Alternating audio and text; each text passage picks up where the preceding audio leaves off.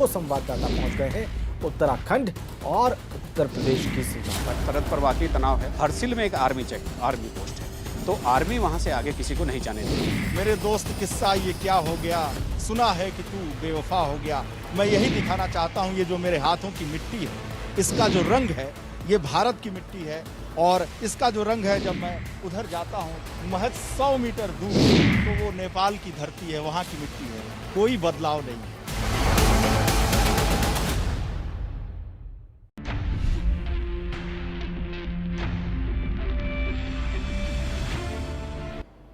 तो एबीपी गंगा पर सूर्य ग्रहण पर विशेष ये कार्यक्रम देख रहे हैं और हम राशियों की बात कर रहे हैं कि किस राशि के लिए ये किस तरीके के परिणाम लाने वाला है। लेकिन 8 राशियों के लिए भयंकर है और वृष और वृश्चिक राशि की अब हम बात करते हैं कि आखिर उनका फल और परिणाम क्या है। तो वृष राशि, परिवार में आपका विरोध हो सकता है। वृष राशि के लिए भी अच्छा नहीं है, किसी प्रकार का नुकसान हो सकता है, नुकसान के योग बन रहे हैं। और वृष राशि के जातकों की बात करें तो जो संचित धन आपका है, रखा हुआ जो धन है, जो आप सेविंग्स करते हैं, उनको नुकसान हो सकता है। आंखों में कोई समस्या आपके हो सकती है और अपने वाणी पर काबू रखना बेहद जरूरी है, वरना यह भी आपके लिए मुसीबत का सबब बन सकता है। वृश्चिक राशि की बात करते हैं तो वृश्चिक राशि के लिए भी ये ग्रहण शुभ नहीं है। और आगे के परिणामों की बात करें तो विशेष सावधानी बरतिए, पहली बात तो ये है। दूसरा ये कि ये शुभ आपके लिए नहीं है और कई तरीके से मुसीबत का सबब ये बन सकता है। एसके तिवारी जी, वृष और वृश्चिक के लिए जो संयोग बन रहे हैं नुकसान वाले, इनके पीछे क्या वजह है? क्या कुछ है गोचर में ऐसा कि इनको नुकसान देने वाला है ग्रहण? देखिए, ये जो ग्रहण है वो मिथुन राशि पर है। तो मिथुन राशि से को लग्न जब मानते हैं तो जो वृष राशि है वो द्वादश राशि में आती है। तो द्वादश राशि जो हमेशा जो है वो व्यय करने वाली राशि है, वो शरीर का व्यय करती है, तमाम तरह की क्षति पहुंच जाती है और इसलिए उसमें खराब है। और अष्टम जो वृश्चिक राशि है, मिथुन राशि से छठी राशि पड़ती है। जो छठी राशि है और जन्म कुंडली में ऋण, रोग और शत्रु का वर्धन करने वाली होती है। इसीलिए वृश्चिक राशि में मृत्यु तुल्य कष्ट ऐसा फल आया है।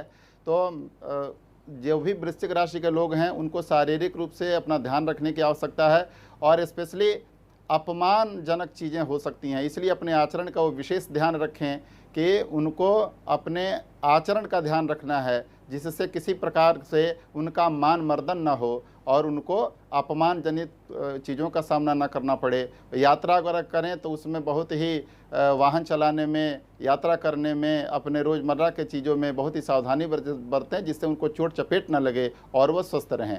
इसीलिए छठी राशि और व्यय राशि ये पढ़ने की वजह से ये जो ग्रहण है उनके लिए शुभ नहीं है। ठीक है। पूजा भाटिया जी, जो तस्वीर बन रही है वृष और वृश्चिक के लिए, इनके लिए कोई राहत वाली बात भी है?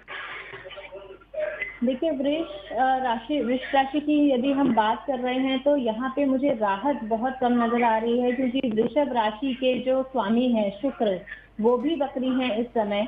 और इस समय अगर मैं देखूं तो ग्रहण से वृषभ राशि जो है, ग्रहण उसका दूसरे भाव में लग रहा है, यानी कि मिथुन राशि जो है वृषभ राशि से दूसरे भाव में पड़ती है। तो इसलिए धन भाव में बहुत ज्यादा दिक्कत आती हुई नजर आ रही है इस समय। वृषभ राशि वालों को कर्जा नहीं लेना है किसी से भी, इनके दुश्मन बढ़ सकते हैं, परिवार में कलेश हो सकता है, मानसिक तनाव हो सकता है बहुत ज्यादा वृषभ राशि वालों के लिए। वाणी पर इन्हें नियंत्रण रखने की बहुत ज्यादा जरूरत है, क्योंकि क्रोध ज्यादा आएगा और वाणी पर नियंत्रण ना रखने की वजह से ये कुछ ना कुछ ऐसा बोल सकते हैं जो इनके हित में बिल्कुल नहीं। वाणी पर नियंत्रण जरूरी है। प्रोफेसर अभिषेक जी, सवाल ये है कि ज्योतिष तमाम जीवन के जो क्षेत्र हैं उनसे जोड़कर इस ग्रहण को देख रहा है, लेकिन अगर हम खगोल शास्त्रियों की बात करें, आप वैज्ञानिकों की बात करें, तो इस ग्रहण में आप लोग क्या क्या ढूंढ रहे हैं? क्या आपकी तरफ से दुनिया के लिए कोई चेतावनी है या आपके लिए सब सामान्य है बस? देखिए, वैज्ञानिकी आधार पे यह एक नॉर्मल खगोलीय घटना है जो हमेशा होती रहती है। जैसा कि मैंने बताया कि ये हमें अवसर प्रदान करती है सूर्य के बाहरी वातावरण होने वाले प्रक्रियाओं के अध्ययन के लिए। इसके अलावा देखिए, सभी लोगों को पता है कि सूर्य हमारे जीवन का स्रोत है। सूर्य से आने वाला रेडिएशन या सूर्य से उठने वाली जो भी विस्फोट या इरप्शंस होते हैं, वो अगर हमारी अर्थ की तरफ आते हैं तो अर्थ के बाहरी वातावरण को प्रभावित करते हैं, लेकिन वो डायरेक्ट हमारे तक नहीं पहुंचते। जैसे अल्ट्रावायलेट और एक्सरे रेडिएशंस वो अर्थ के या पृथ्वी के बाहरी वातावरण में आयनोस्फीयर तक आके ही रुक जाते हैं। तो इस तरह कहना कि डायरेक्ट इम्पैक्ट हमारे जीवन पे है, लेकिन डॉक्टर अभिषेक जी, अगर डायरेक्ट इम्पैक्ट नहीं है तब ये बात क्यों कही जाती है कि आप नंगी आंखों से सूर्य ग्रहण को ना देखें? कोई डायरेक्ट इम्पैक्ट तो होगा। नहीं, वो ठीक है, वो ब्राइटनेस में चेंज के आधार पे कहा जाता है कि आप उसकी नंगी आंखों से या बिना कुछ एक विशेष प्रकार का गॉगल पहने उसको ना देखें जी।